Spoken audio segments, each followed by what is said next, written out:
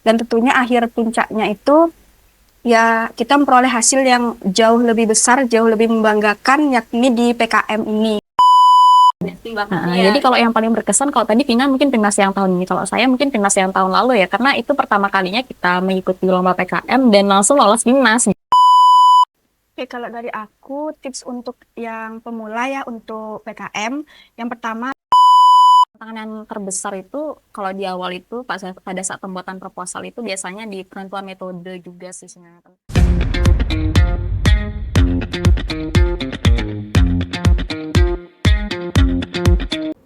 Halo family, selamat datang di FE Exclusive Podcast. Kali ini episode kedua.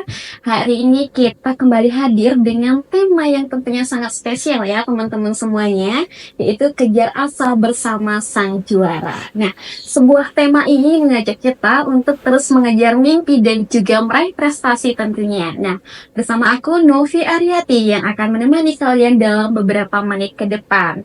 Nah, tentunya pada podcast kita kali ini kita kedatangan tamu yang sangat spesial ya. Di sebelah kanan aku sudah hadir dua wanita cantik yang tentunya memiliki segudang prestasi teman-teman semuanya. Namun sebelum jauh lagi kita kenalan dulu nih sama narasumber kita pada hari ini. Oke, mungkin dari kakak dulu, kenalan dulu kak. Oke, hai, namaku Vina Anggraini, biasa dipanggil Vina. Oke, halo kak Vina. Sebelahnya kakaknya? Kalau kenalin aku Nikita Kusuma Dewi, biasa dipanggil Ayu. Oke, ini dia ada Kak Vina dan juga Kak Ayu ya teman-teman semuanya. Nah, teman-teman di FE juga tentunya sudah tidak asing lagi ya bersama Kak Vina dan juga Kak Ayu Kusuma yang tentunya tiap hari berseliweran ya wajahnya di FE ya.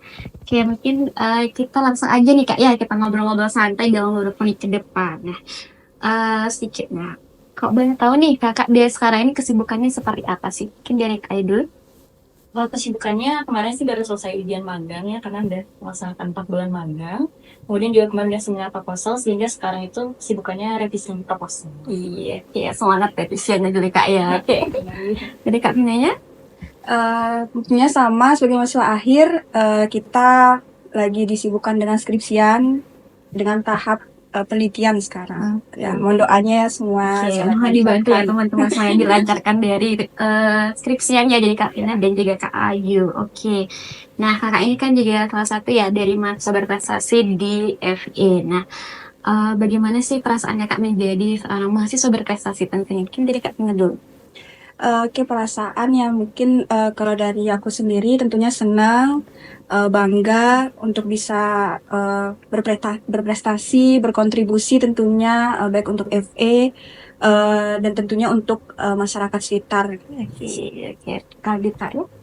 Kalau dari saya sendiri bicara tentang pencapaian, tentunya merasa sangat bangga dengan diri sendiri juga merasa sangat senang memiliki prestasi, juga meningkatkan rasa percaya diri sih tentunya ya, dan juga selalu ingin melakukan lebih dan lebih lagi, karena bahwasannya ketika kita memiliki prestasi atau mendapatkan juara kan ekspektasi orang kepada kita kan juga lebih, juga ekspektasi kepada diri kita juga meningkat, sehingga kita ingin melakukan lebih dan lebih lagi jadi. Iya, terus mengupgrade diri ya tentunya Iya. kakak ya. Oke. Nah, selama kakak ngikutin Mapres itu kan tentunya ada lomba-lomba nih yang kakak ikutin ya. Nah, lomba apa sih yang paling berkesan dari kakak yang pernah ikutin? Kan dari Kak Vina dulu ya. Kak Vina dah dulu. Oh ya, Ya. oke, yang paling berkesan ya tentunya yang telah kita lewatin kemarin itu Timnas. Itu benar-benar momen perlombaan yang sangat berkesan bagi kami, bagi aku sama Ayu. Karena sebenarnya di awal sekali itu, di awal mengikuti lomba, aku bertim emang dari sama Ayu gitu. Itu awal banget kami merintis, itu dari awal semester awal ya. Berbagai lomba kita ikutin, berbagai lomba kita coba, dan tentunya akhir puncaknya itu ya kita memperoleh hasil yang jauh lebih besar, jauh lebih membanggakan, yakni di PKM ini gitu, di Timnas tentunya. Kalau dari kakaknya? Jadi seperti yang tadi Vina bilang, kita sebenarnya merintis ikut lomba itu dari awal bersama ya, dari mulai isai opini, kita individu masuk ke 15 besar pertama gitu. Kemudian selanjutnya kita mencoba isai ilmiah, KTI, kemudian juga ada lomba PKM, pelatihan aptitude dan lain-lain, itu kita ikuti bersama-sama gitu, memisah gitu ya.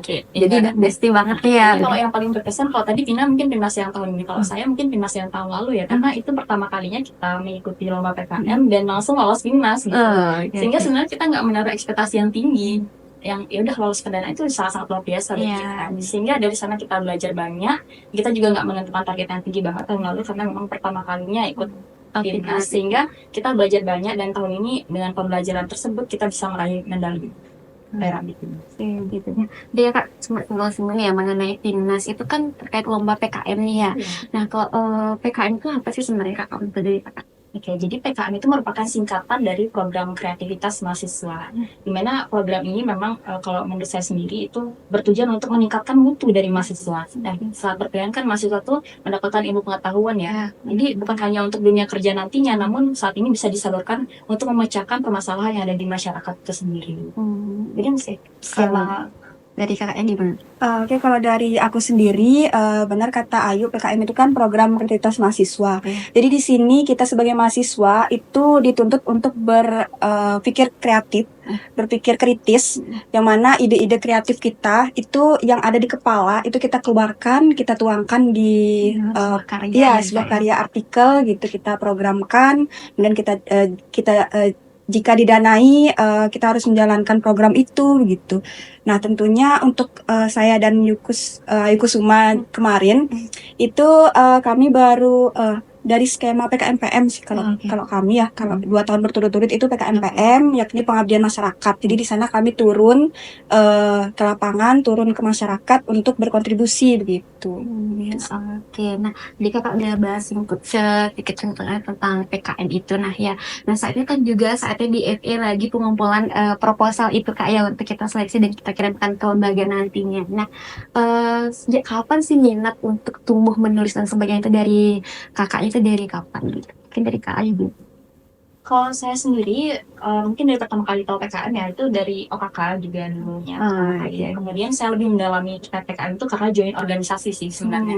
Organisasi namanya UKM Teaching, penalaran dan karya ilmu mahasiswa yang memang berfokus pada PKM, ISAI dan lain-lain karya ilmu itu. Sehingga di sana kemudian di tahun 2022 itu baru mengetahui bahwasannya ada rekan saya yang lolos PIMNAS sebenarnya. Jadi kayak penasaran, oh PIMNAS itu ternyata serangkaian PKM juga gitu. Sehingga tertarik ya dengan benefitnya ya tentunya Kak ya. benefitnya itu sangat-sangat luar biasa sih. Oke, mungkin dari Kakaknya? Kalau aku sendiri memang untuk menyukai menulis itu kan memang dari awal dari cita-cita kita tadi itu kan kita menggeluti waktu itu menulis di awal semester banget. Namun itu kan masih kayak ya awal semester ya jelek banget ya tulisannya itu. Tapi lebih menekuni PKM-nya itu ada cerita menarik. Itu waktu di semester berapa ya? 2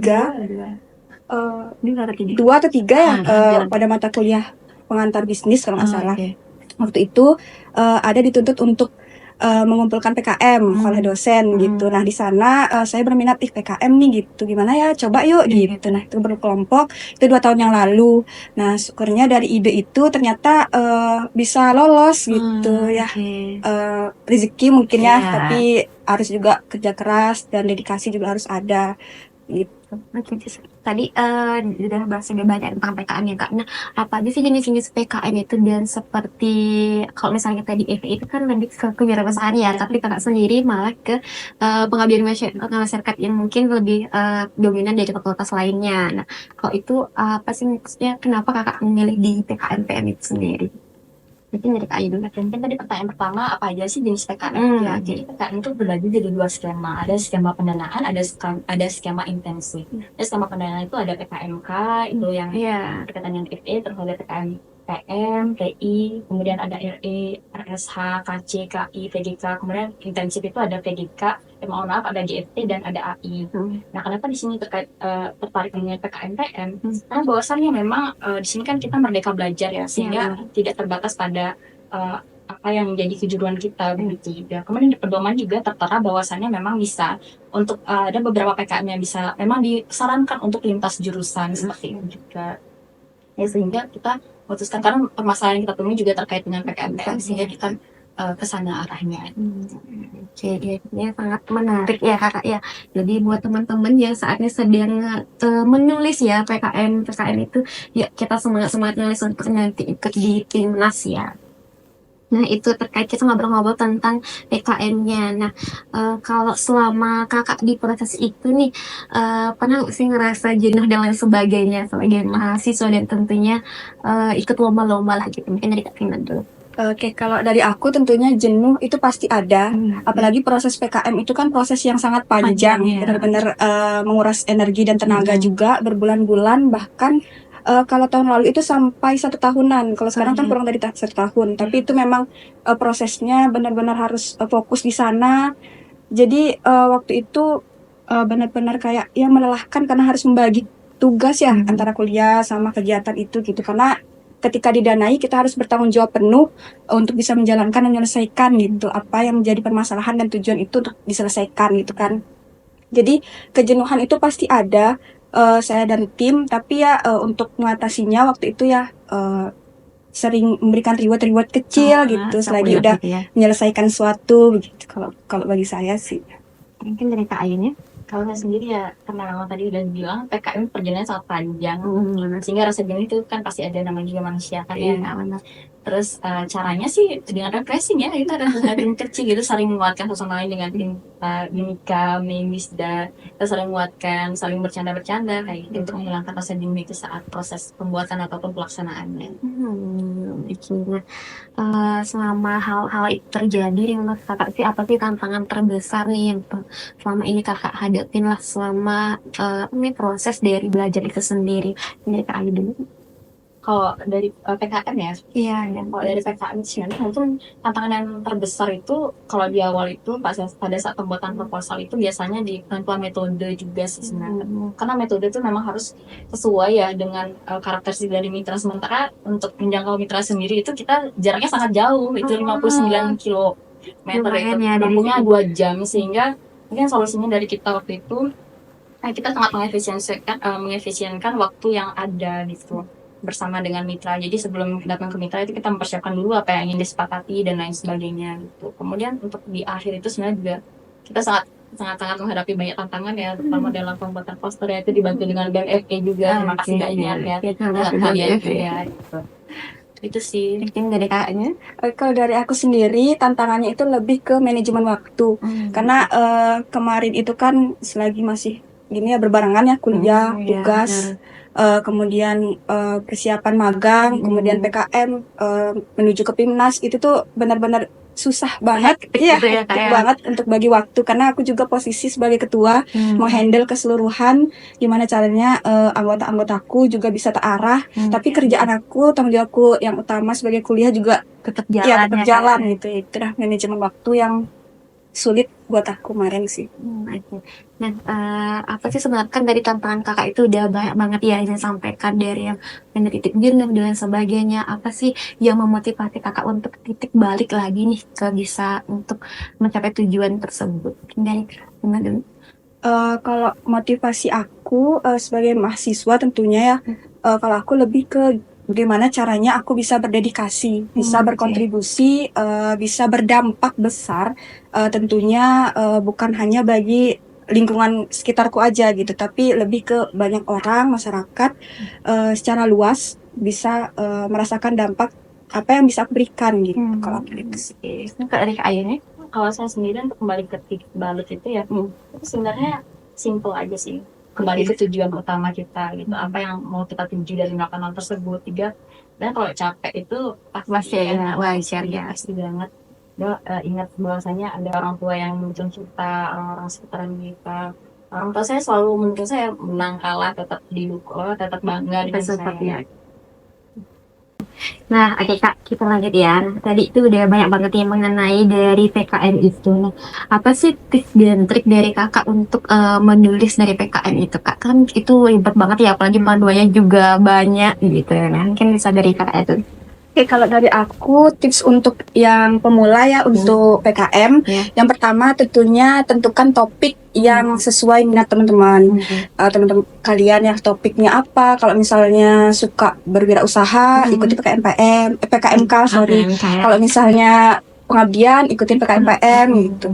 Kalau misalnya riset bisa RSH gitu kan. Jadi tentukan dulu topiknya. Kemudian yang kedua tentukan tim. Jadi tim itu benar-benar yang harus cari dengan sangat serius ya, harus cari yang solid, harus cari timnya itu dari berbagai berbagai Jurusan dan ya prodi berbagai Kak, jurusan harus cari dari berbagai sumber juga, misalnya dari teman-teman yang lain rekomendasi gitu ya, harus baik-baik nyari temennya gitu. Jadi biar saling melengkapi juga Iya, tentunya di PKM kita karena ya. memang PKM ini kan prosesnya sangat panjang ya, itu harus mencari tim yang solid gitu. Terus jangan pernah bolong-bolong untuk ikut bimbingan juga, karena karena itu kan bisa membantu kita membuat proposal yang baik gitu kan, didampingin oleh dosen-dosen hebat gitu. Itu saya. Ini dari Kak. Untuk pembuatan PKM Iya, tips dan triknya dari Kak. Nah, mungkin dari yang paling sering diabaikan oleh orang-orang ya dasarnya itu adalah membaca panduan dengan detail sebenarnya, karena memang yang paling pertama kalau misalnya kita buka panduan itu di sana ada kok tahapan seleksinya, tahapan seleksi lulus pendanaan. Itu yang pertama adalah seleksi administrasi, formal penulisan, tanda tangan itu paling sering diabaikan, padahal itu merupakan seleksi pertama. Jadi banyak nih kasusnya merasa bahwa ide saya lebih bagus daripada ide dia, kok ide dia lolos, ide saya enggak ya gitu. Coba dicek kembali administrasinya udah mirip belum, format penulisannya, karena itu emang seleksi pertama. Baru saatnya akan menitik beratkan pada yang kedua, itu gagasan dan ide yang memang dilanjutkan. Nah, di sana juga sangat penting untuk kalian mengetahui apa ide kalian tersebut apakah sudah ada sebelumnya. Apabila memang sudah ada, silakan tonjolkan perbedaan ide kalian dengan ide-ide dari PKM yang sebelumnya. Itu yang paling sering diabaikannya. Oke, jadi buat teman-teman saat lagi menulis nih Kak ya, tentunya jangan mengabaikan administrasinya ya teman-teman semuanya. Kemudian ikutin juga bimbingan-bimbingan nanti dari dosen-dosen kita tentunya ya. Nah, tadi udah banyak banget ya Kak, kita udah ngobrol dari barat ke timur dan juga udah banyak banget nih yang kita bahas ya mengenai dengan PKM itu. Nah, jadi Kakak sempat singgung kan ya kalau kita PKM itu bertim dari berbagai jurusan dan prodi. Nah, gimana sih cara Kakak nih, Kakak kan sebagai ketua ya, gimana sih Kakak biar solid, kompak sampai dari awal penyusunan sampai akhir gitu Kak. Nah, gimana? Kalau aku sendiri ya untuk tim, itu aku bersyukur banget dapat tim yang memang bisa solid, terus kerjasamanya juga sangat bagus dari awal hingga akhir. Kalau misalnya bertim itu pasti tentunya akan banyak perbedaan-perbedaan gitu ya. Terus manajemen waktunya yang kurang harus bisa samain gitu manajemen waktunya ya. Itu tentunya kemarin-kemarin sering kita hadapin. Jadi waktu itu kalau aku sendiri lebih menyesuaikan waktu antar yang aku punya sama teman-teman waktu itu ya. Jadi lebih gimana caranya bisa sama-sama ketemu nih untuk berdiskusi gitu kan.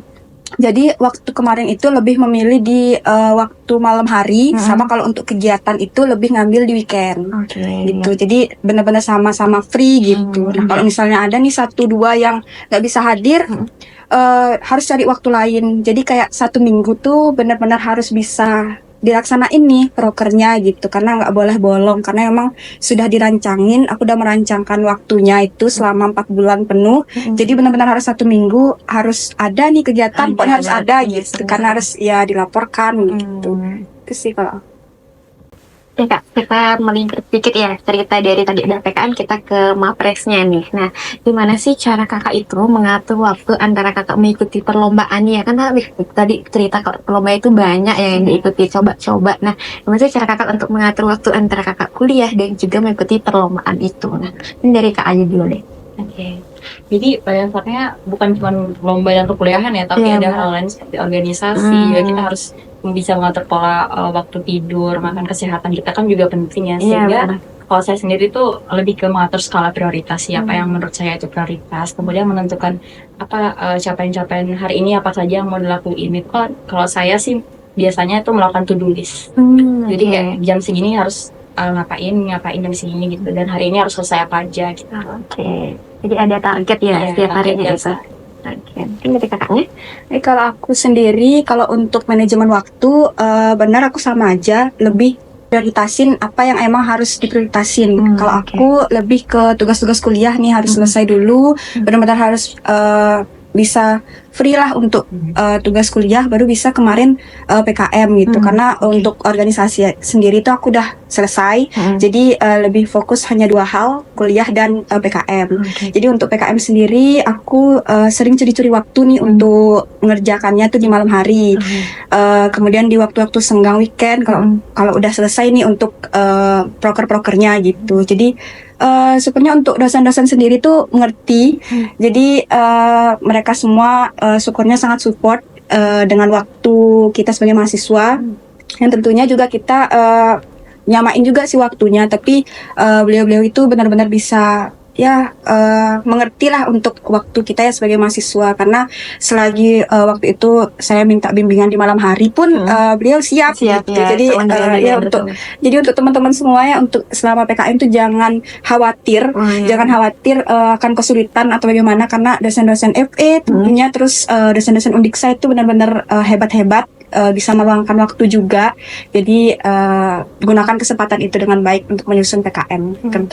Itu buat teman-teman ya semua ya. Jadi jangan malu-malu untuk mencoba dan juga bertanya dan diskusi ya tentunya sama dosen pembimbing nanti di PKM itu sendiri. Benar banget. Oke, nah kalau semisal boleh nggak sih kakak cerita ini dari perjalanan untuk menuju Pimnas itu kak ya? Kalau misalnya di Pimnas kemarin itu gimana sih kesan untuk berangkatnya gitu, persiapannya sebenarnya bolehlah kakak ceritain di sini biar teman-teman juga tahu nih kalau misalnya nanti udah lolos seperti ini gitu. Mungkin dari kak aja dulu. Jadi ketika kalian misalnya nanti lolos Pimnas ya, pertama yang kalian harus tahu adalah memenuhi persyaratan Pimnas. Kalau kita sendiri kan, kita PKMPM itu syaratnya ada poster, kemudian ada artikel, ada PPT yang harus dipresentasikan, seperti itu. Juga persiapan mentalnya sih terutama ya, karena terutama kan 3 rekan kita yang lain itu belum pernah lolos Pimnas sebelumnya, sehingga kita perlu meyakinkan mereka bahwasannya mereka bisa gitu, meskipun mereka belum memiliki pengalaman di bidang tersebut. Karena memang perlu mental yang besar, kita akan menghadapi universitas-universitas Indonesia gitu, sehingga mental itu sangat perlu dipersiapkan juga. Kemudian pas berangkat sih ya kita sempat terkendala ya, dibantu oleh Yogi kalau nggak salah waktu itu. Di pagi hari itu kita berangkat naik bis itu dengan poster itu belum fix gitu. Padahal poster itu juga akan dinilai nanti, dinilai juara 1, juara 2, juara 3-nya gitu, belum fix gitu. Ntar untungnya waktu itu banyak dibantu juga oleh rekan semuanya, sehingga saya sangat berterima kasih untuk ini. Oke, dari kakak mungkin bisa ceritain juga. Oke, kalau dari aku sendiri, kalau dari sisi aku itu lebih ke presentasinya ya, karena kemarin itu di presentasi ada di H-1 ya, H-1 sebelum berangkat itu kita ada bimbingan dengan dosen kita Ibu Riesti, dan kagetnya itu beliau mengajak koorprodi kita, Ibu Smita. Jadi di H-1 itu beliau merevisi nih opening dari presentasi kita. Dibuatlah opening yang berbeda, yang bagus ya, untuk ditonjolkan gitu saat presentasi. Nah itu H-1, bayangin waktu itu dosen saya yang lain, ada dosen reviewer lain itu menyarankan kita untuk tidak latihan H-1 itu, karena harus fokus istirahat mental gitu ya, gitu. Tapi nyatanya H-1 itu ada revisi. Jadi mau nggak mau waktu di bis itu perjalanan dari bis dari Bali sampai sana itu saya latihan. Itu benar-benar latihan terus sendiri-sendiri. Terus nanti di pertengahan sama Aiko Suma juga gitu kan, karena duduknya berdua ya. Jadi karena presentasi juga sistemnya kemarin hanya 2 orang, jadi 3 orangnya lebih fokus ke diskusi, tanya jawab. Itu jadi kemarin itu banyak ya bolak-balik latihan gitu. Pada tidur di bis kita latihan.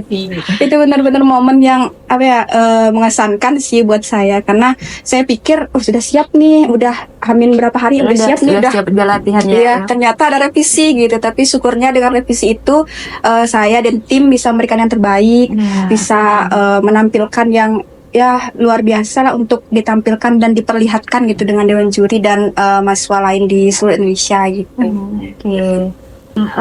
Boleh tahu nggak sih kak, kemarin itu dapat juara apa aja di Pimnas itu? Mungkin boleh dijawab dari Ayu atau kak? Oke, kalau di PIMNAS kemarin itu lebih ke skema PKMPM bagian presentasi. Jadi di Oke. sana PKMPM ini ada 4 kelas. Mm-mm. Jadi PKMPM 1, 2, 3, dan 4. Dan Oke. kebetulan saya dan tim itu berada di PKMPM 2. Dan di sana mendapatkan juara presentasi gitu. Oke. Karena di kejuaraan itu ada 2 golongan, presentasi dan poster. Tapi untuk saya dan tim mendapatkan di bagian presentasinya. Di presentasinya Tepatnya di juara 2-nya Iya, mendapatkan. itu. Oke, dari peraknya ya kakak Iya. dapatkan ya. Iya. Itu sih. Nah gimana sih kak rasanya udah dapat di kan perjuangannya itu sangat-sangat luar biasa ya, ngapalin di beat, baru hamil latihan di revisi, kemudian akhirnya nih mendapatkan juara tersebut. Gimana sih perasaannya kan dari Kak Ayu? Kalau perasaan tentunya sangat-sangat lebih keterharu ya, karena ketika kita bicara suatu pencapaian pasti kita mengingat dedikasi kita yang Iya, selama berbulan-bulan kita curahkan, Iya. juga kan mengingat juga bantuan-bantuan dan doa-doa yang tulus dari orang-orang sekitar kita, dari Bu Resti, dari orang tua kita masing-masing, dari pasangan kita, gitu kan. Sangat-sangat terharu sih perasaan. Kakaknya. Kalau aku sendiri tuh lebih benar-benar membanggakan, senang, terharu juga tentunya. Karena aku sendiri kemarin itu posisi megang bendera Undiksa Bisa di apa namanya itu di dengan atas panggung, Iya, dengan banyak-banyak mahasiswa di Indonesia ya lainnya gitu. Karena di posisi pertama itu tim yang lain itu nggak berhasil untuk bikin bendera itu maju ke depan gitu loh. jadi rebutan tempat ya Sudah buat ancang-ancang gitu ya. Buat buat harus bisa mengibarkan nih, bendera kebanggaan kita iya, gimana caranya harus bisa gini ya, karena semuanya kayak berlomba-lomba ingin benderanya tuh di depan gitu ya. Jadi kemarin itu lari, benar-benar lari secepatnya gitu, dan syukurnya bisa membentangkan bendera ke depan. Itu benar-benar momen yang emang saya bayangkan sih, karena emang PIMNAS yang tahun ini itu adalah wishlist saya tahun kemarin sama Ibu Suma ya, di hotel di PIMNAS tahun lalu itu udah berencana yuk ikut PKM yuk gitu. Siapa syukur-syukur dapat gini ke PIMNAS berikutnya gitu. Dan itu sebenarnya bayangan-bayangan saya aja sih kemarin ya, tahun-tahun ini gitu. Ingin banget naik ke podium, kemudian membentangkan bendera, dikalungkan medali. Itu benar-benar ya hayalan saya tiap malam sih kemarin itu.